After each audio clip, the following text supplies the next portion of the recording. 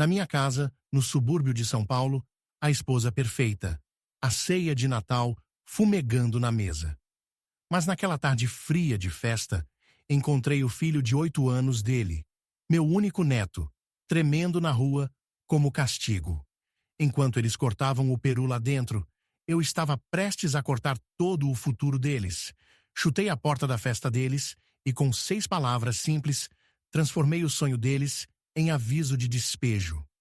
Meu nome é Elias Moreira, e aos 65 anos aprendi que alguns sentimentos se instalam nos seus ossos muito antes da sua mente entendê-los. Naquele Natal, era um sentimento frio, um arrepio profundo e penetrante que não tinha nada a ver com o 5 de Sil lá fora. Começou no momento em que girei a chave na ignição da minha velha Fiorino. Estava indo para a casa do meu filho Nicolas, num desses novos condomínios tentaculares, onde todas as casas são iguais, construídas tão rápido que a gente se pergunta se usaram cola no lugar de pregos. Era uma visita não anunciada. Meu instinto mandava ir. Um homem que passou 40 anos na construção civil aprende a confiar no instinto. Ele te diz quando uma fundação está rachada. E a fundação da minha família parecia prestes a desmoronar em pó. As ligações telefônicas com Nicolas tinham mudado no último ano. Antes eram fáceis, cheias de conversas sobre o Palmeiras ou a torneira pingando, que ele precisava de ajuda para consertar. Agora eram pesadas, com coisas não ditas. E aí, pai, como é que tá? Havia se transformado num hesitante. Pai, a gente estava pensando se... Essa frase sempre terminava com um número. Um número para o novo IPTU. Um número para o projeto paisagístico que Stephanie queria. Um número para a mensalidade do clube que eles não podiam pagar, mas achavam que mereciam. Nunca era só uma ligação. Era uma cobrança. E Stephanie, minha nora, a voz dela era como vidro polido. Lisa, brilhante e fria. Em toda a conversa, ela dava um jeito de falar da casa. Esta casa tem uma estrutura tão boa, Elias, mas precisa muito de uma cozinha moderna. Ou uma nova área gourmet faria maravilhas para a valorização do imóvel. Ela falava da casa como se já fosse dela, como se eu fosse só um zelador, um fantasma rondando minha própria vida até que eles pudessem finalmente assumir o controle. Minha falecida esposa, Roseli, ela tinha visto isso vindo. Ela sempre via tudo. Elias, ela me dizia, a mão quente no meu braço. Aquele menino, o Nicolas, tem coração bom, mas a coluna vertebral dele é de algodão. Você tem que ser o IP, porque ele vai vergar com qualquer vento forte. Stephanie era um furacão. Roseli se preocupava que Nicolas esquecesse de onde veio, que trocasse o chão firme da criação dele pelas areias movediças das aparências.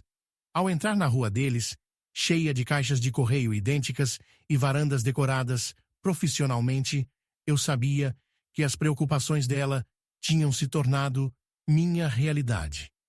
A casa estava iluminada como um cartão postal.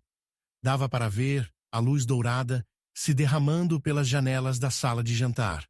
Silhuetas de pessoas rindo, erguendo taças. Mas meus olhos foram atraídos para uma sombra encolhida perto da porta da garagem, uma forma que não pertencia ao quadro perfeito. Meu coração se apertou.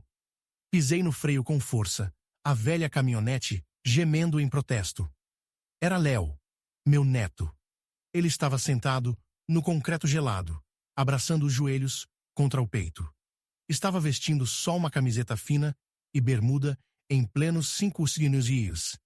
Saí da caminhonete antes dela parar completamente, meu corpo se movendo numa fúria gélida. O vento cortava minha jaqueta e eu só conseguia imaginar como estava na pele nua dele. As pernas estavam cobertas de arrepio. Os lábios tinham um tom azulado aterrorizante. Ele tremia num tremor constante e violento que não conseguia controlar. Arranquei minha jaqueta pesada de lona e envolvi ele nela, puxando ele para os meus braços. Estava frio, como um bloco de gelo. Léo, que diabo aconteceu? Por que você tá aqui fora? Perguntei.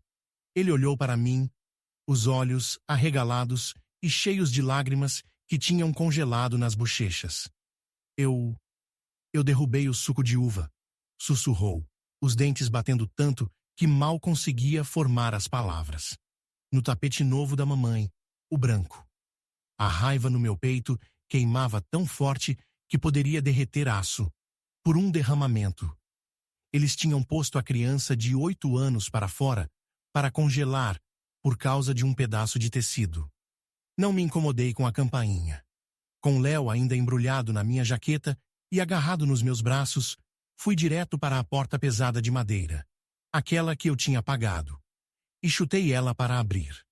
O estrondo silenciou tudo. As risadas, a música, o tilintar dos garfos. Todas as cabeças da sala viraram para mim. Eles estavam lá, Nicholas e Stephanie, nas cabeceiras de uma mesa comprida, cheia de um peru de 8 quilos, acompanhamentos reluzentes e garrafas de vinho caro. Estavam recebendo meia dúzia dos novos amigos importantes deles. Stephanie foi a primeira a se recuperar, colando um sorriso frágil. Pai, ela piou, a voz uma performance aguda de surpresa. Você veio? Devia ter ligado. Caminhei direto para o centro da sala, minhas botas de trabalho sujas profanando o tapete branco imaculado pelo qual Léo tinha sido punido. Coloquei meu neto gentilmente numa cadeira, garantindo que ele ainda estava envolvido seguro na minha jaqueta. Me virei para encarar meu filho e a mulher dele. Deixei o silêncio se estender, deixando eles e os convidados absorverem a visão da criança tremendo e a fúria no meu rosto.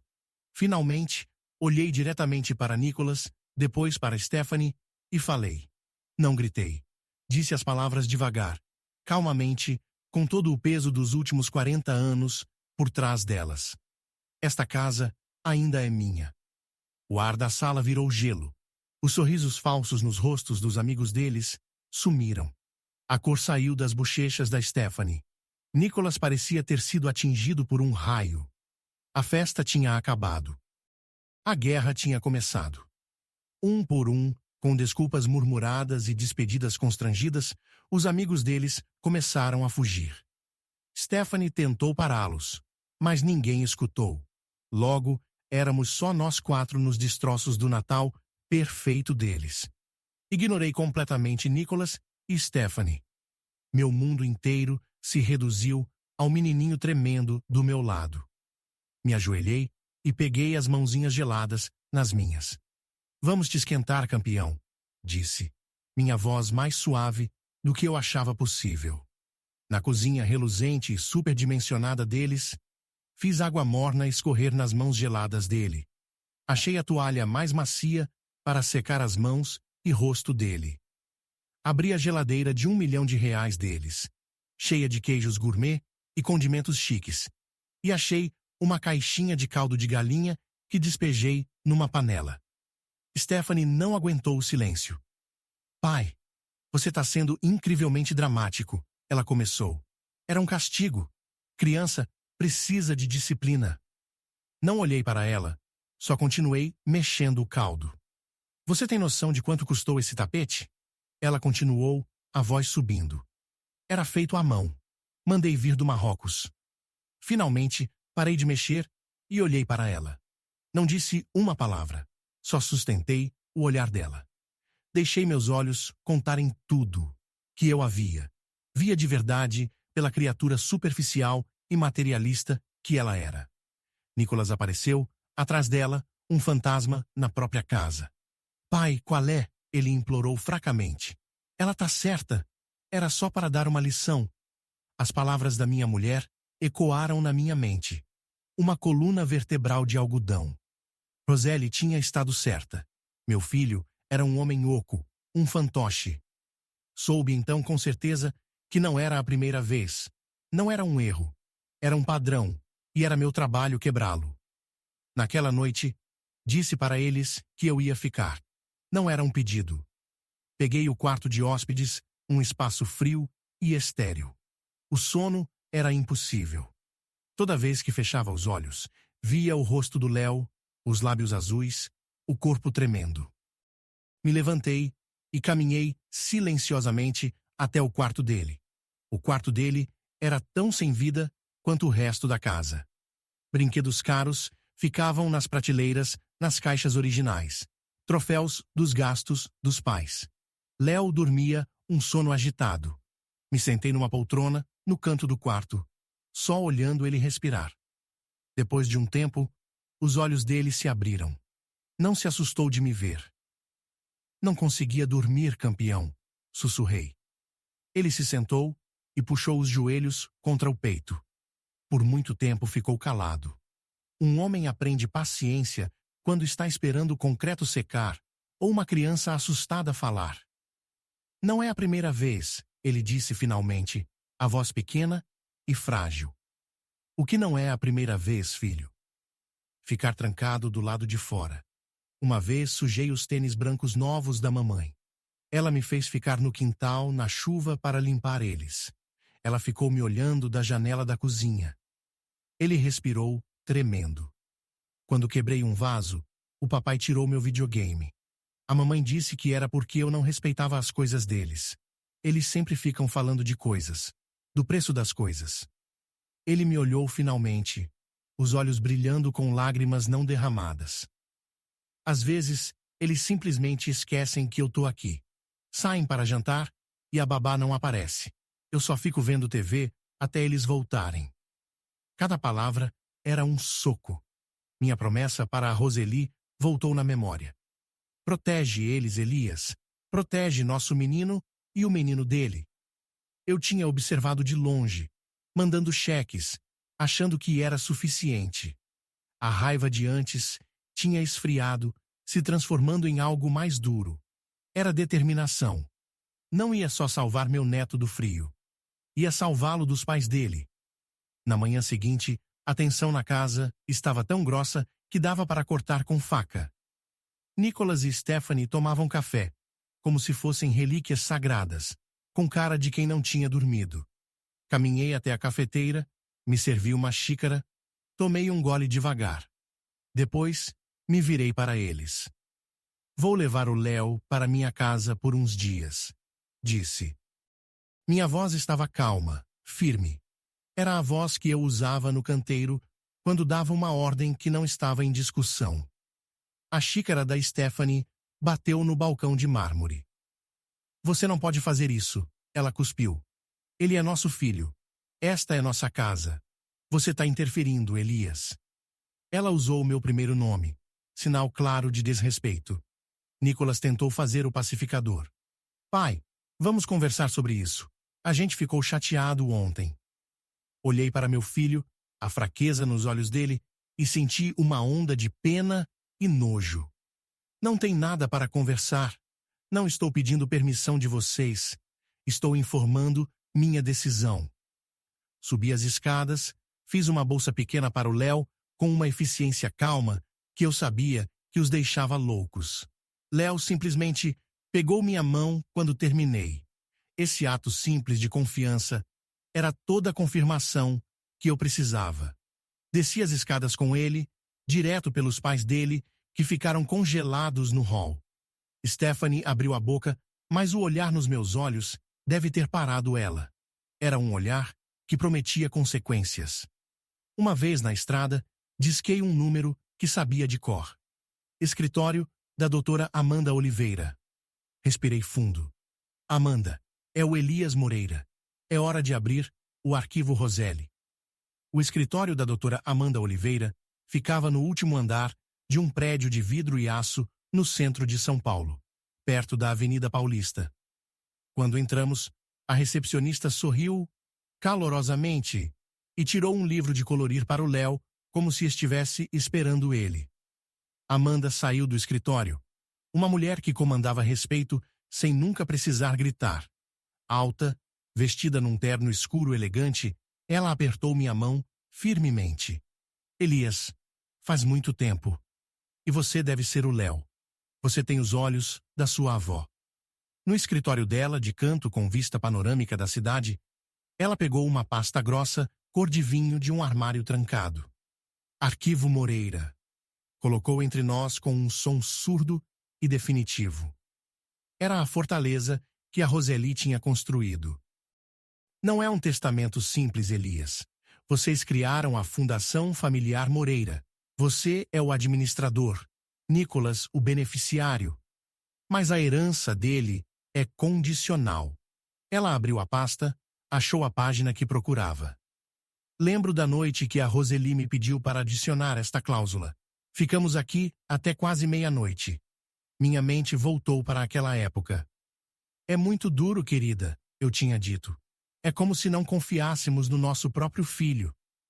Roseli tinha me olhado com aquele olhar que conseguia ver na sua alma. A vida é o problema, Elias. As pessoas mudam.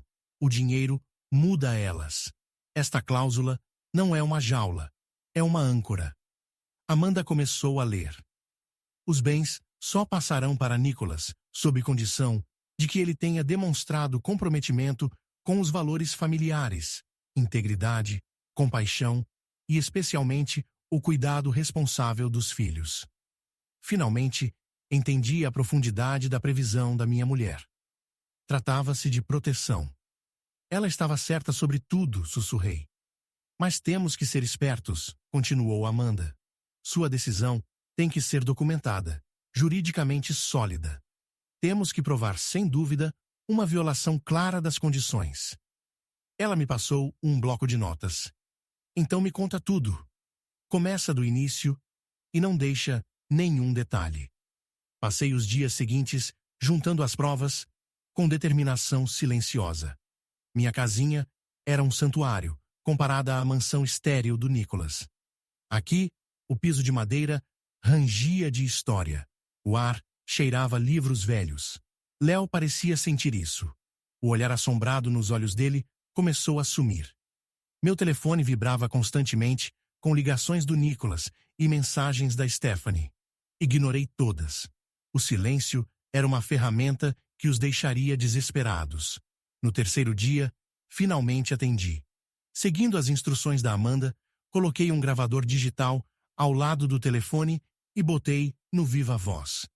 Pai, disse Nicolas, a voz tensa. Já chega. Você tem que trazer o Léo de volta agora. Dava para ouvir Stephanie sussurrando no fundo. Ele tá bem? Perguntei simplesmente. Houve uma pausa. Claro que tá bem, não é essa a questão. No fundo, o sussurro da Stephanie ficou mais claro. A casa, Nicolas. Fala para ele da casa. Pai, esta casa é nosso principal ativo, nosso patrimônio. Temos uma estratégia financeira construída em torno dela. Todo esse drama que você está criando está colocando o nosso futuro em risco. E pronto. O erro fatal. Não era sobre o Léo, era sobre dinheiro. Nenhuma palavra sobre o bem-estar do filho dele. Obrigado por esclarecer sua posição, Nicolas, disse antes de desligar. Mandei a gravação para Amanda com o assunto. A prova. As evidências se acumularam como uma avalanche. Dr. Bernardo, nosso médico de família há 30 anos, confirmou que Léo estava abaixo do peso, com níveis de cortisol anormalmente altos, sinais de estresse crônico numa criança. Seja lá o que você está fazendo, Elias. Está fazendo certo, ele me disse. Dona Maria, a vizinha, testemunhou ter visto ele sozinho lá fora, no frio por horas. Quase liguei para alguém várias vezes. Ele ficava sentado nos degraus de moletom, no frio. Amanda conseguiu os extratos bancários deles via intimação judicial. R$ 180 mil de gastos anuais contra 72 mil de salário do Nicolas. Eles viviam inteiramente do meu dinheiro. Civic de 60 mil para a Stephanie. Clube de 22 mil, viagens para Cancún, na classe executiva. Uma semana depois, Amanda mandou uma carta oficial, convidando para uma reunião familiar sobre a fundação. Stephanie respondeu na mesma hora, exultante. Ela achava que eu tinha capitulado e se preparava para discutir transferência de patrimônio. Não sabia que estava caminhando para o próprio julgamento. Eles chegaram no escritório da Amanda exatamente como eu imaginara. Stephanie na frente, vestida num terno bege, que provavelmente custava mais que meu primeiro carro. Sorriso brilhante, confiante e completamente falso. Nicholas atrás, sombra nervosa segurando a pasta como um escudo. Achavam que era a festa de vitória deles. Não tinham ideia de que estavam caminhando para a execução. Bom dia, disse Amanda, voz fria e formal. Obrigada por virem. Stephanie se sentou, colocando a bolsa cara na mesa, com ar proprietário.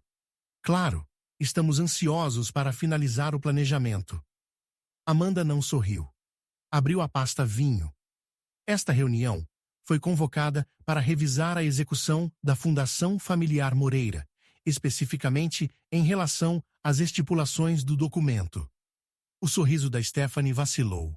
Esse jargão legal não era a conversa amigável que ela esperava. Como sabem, Nicholas é o único beneficiário da fundação. Porém, esse status é condicional. Ela virou uma página e deslizou uma cópia para eles. Gostaria de chamar atenção para o artigo 4, subseção B, a cláusula do legado familiar. Ela leu a cláusula em voz alta, a voz ecoando na sala silenciosa. Falou sobre integridade, compaixão e a responsabilidade absoluta de cuidar da próxima geração. Enquanto falava, observei os rostos deles. A confiança triunfante da Stephanie estava sendo substituída por irritação confusa. Quando Amanda terminou, Stephanie deu uma risadinha. Tudo muito bonito, muito sentimental. A Roseli sempre foi romântica. Mas o que isso tem a ver com a questão prática de transferir os bens? Tem tudo a ver, disse Amanda, a voz virando gelo. Como administrador, Sr. Moreira foi forçado a avaliar se as condições desta cláusula foram atendidas. Ela deslizou um segundo documento. Anexo A. Declaração juramentada da sua vizinha, Dona Maria, detalhando múltiplas instâncias em que observou seu filho Léo deixado sem supervisão do lado de fora em tempo inclemente por períodos prolongados. Stephanie zombou. Aquela velha fofoqueira inventa histórias. É mesmo? Amanda respondeu, sem perder o ritmo. Deslizou um terceiro documento. Anexo B. Relatório médico completo do Dr. Bernardo Silva. Nota que seu filho está clinicamente abaixo do peso e que os exames mostram níveis anormalmente altos de cortisol, hormônio diretamente ligado ao estresse crônico em crianças. O rosto da Stephanie começou a empalidecer. Vocês levaram ele ao médico. Isso é violação da nossa privacidade. Como avô e tutor temporário do Léo, Sr. Moreira estava perfeitamente no direito de buscar cuidados médicos para uma criança que acreditava estar em sofrimento, declarou calmamente Amanda. Um quarto documento foi empurrado para frente. Anexo C. Resumo financeiro completo de suas contas bancárias e cartões de crédito dos últimos 24 meses. Mostra a renda total de aproximadamente R$72 mil por ano, contra gastos de mais de R$180 mil por ano. O déficit foi coberto pelos presentes mensais do Elias. Ela bateu no papel. Presentes que pagaram por isso. Um Civic de R$60 mil, mensalidade do clube, múltiplas viagens, milhares de reais por mês, em roupas de grife e restaurantes. Stephanie estava sem palavras agora. Sua máscara de superioridade tinha se estilhaçado. Nicholas tinha encolhido tanto na cadeira que parecia estar tentando desaparecer no chão. E finalmente, disse Amanda, voz baixa e perigosa. Anexo D. Ela estendeu a mão e apertou um botão num pequeno player digital na mesa, e então as próprias vozes deles encheram a sala. A voz fraca e hesitante do Nicholas. O sussurro agudo e furioso da Stephanie no fundo. E depois, as palavras fatais do Nicholas, claras como cristal, na sala silenciosa. Esta casa é nosso principal ativo. É nosso patrimônio. Você está colocando nosso futuro inteiro em risco. O som da própria ganância dele ecoou nas paredes. A última cor saiu do rosto da Stephanie. Nicholas colocou a cabeça nas mãos, o corpo todo tremendo. Amanda apertou o botão parar. Baseado nas evidências apresentadas hoje, disse, olhando diretamente para Nicholas. É a conclusão do administrador, senhor Elias Moreira, que vocês estão em violação profunda e irremediável da cláusula do legado familiar. Ela fez uma pausa. Portanto, estou oficialmente informando que seu status como beneficiário da Fundação Familiar Moreira está suspenso indefinidamente. Stephanie fez um som sufocado. Além disso, continuou Amanda, conforme as instruções da Fundação, todos os bens contidos nela, incluindo a propriedade na Rua das Acácias, 47, serão imediatamente liquidados e transferidos para uma nova fundação protegida. O único beneficiário desta nova fundação será Léo Moreira. Pela primeira vez naquela reunião longa e dolorosa, eu falei. Olhei para meu filho, não com raiva, mas com senso sombrio do dever. Deixa eu explicar claramente para vocês, disse, minha voz firme como pedra. Vocês têm 30 dias para desocupar a propriedade. A casa será vendida. Os lucros vão financiar o futuro do Léo. Vocês não vão receber um centavo. Estava acabado. Não era ato de vingança, era ato de restauração. A promessa que fiz para minha mulher estava cumprida. 6 meses se passaram desde aquele dia na sala de conferência. A casa grande e fria da Rua das Acácias sumiu, vendida para uma família nova, que espero que encha ela de mais calor que a anterior. O dinheiro, cada centavo, agora é a base da Fundação Léo Moreira. Uma fortaleza de segurança que vai proteger o futuro do meu neto muito depois que eu for. Soube que Nicholas e Stephanie se mudaram para algum lugar no interior. Não sei o que estão fazendo, e não passo muito tempo pensando nisso. Minha raiva sumiu, deixando só uma tristeza silenciosa pelo que poderia ter sido. Meu caminho é aqui, neste apartamentinho ensolarado que dá para um parque. Não é grande, mas é feliz. O ar está cheio do cheiro da minha comida e do som da risada do Léo, um som que ouço cada vez mais todo dia. O olhar assombrado e ansioso nos olhos dele foi substituído pela faísca brilhante e curiosa de um menino que se sente seguro. Neste momento, ele está sentado na mesa da cozinha, mordiscando a ponta do lápis enquanto pensa num problema de matemática. Olha para mim com uma carranca frustrada pequena no rosto. Caminho até ele e me sento do lado, apontando um número na página. Você está tentando fazer tudo de cabeça, digo gentilmente. Tenta escrever passo a passo. É assim que a gente constrói tudo, campeão. Uma peça sólida de cada vez. Ele acena, começa a escrever, e um momento depois, o rosto dele se ilumina. Consegui, ele diz, o sorriso tão brilhante que podia iluminar a cidade toda. Ele conseguiu. E neste momento, sei que vamos ficar bem.